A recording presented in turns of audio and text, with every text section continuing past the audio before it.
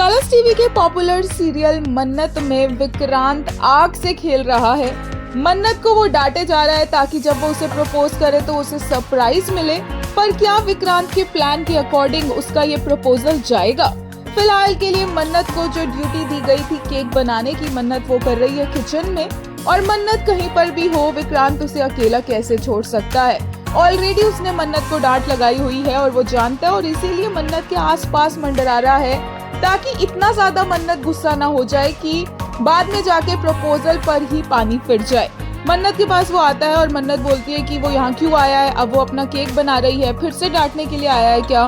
और विक्रांत बस मन्नत का गुस्सा देखता रह जाता है, उसे चुप होने को बोलता है, बट मन्नत बीइंग मन्नत चुप नहीं होती वो।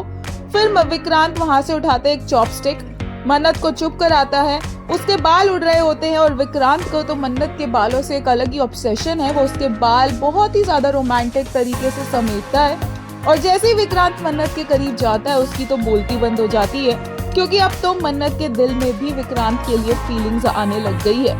बड़े ही रोमांटिक तरीके से मन्नत के काफी करीब जाकर उसके बालों को सेट करता नजर आता है और चॉपस्टिक से मन्नत के बालों को बहुत अच्छे से वो टाई करता है।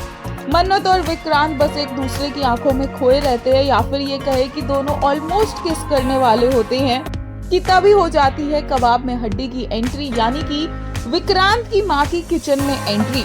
उन्हें देखकर तो विक्रांत हक्का बक्का रह जाता है और डिफेंस मैकेनिज्म में एक बार फिर से मन्नत को डांटना शुरू कर देता है कि वो केक बाल खोलकर कैसे बना सकती है, केक में अगर बाल गिर गए तो।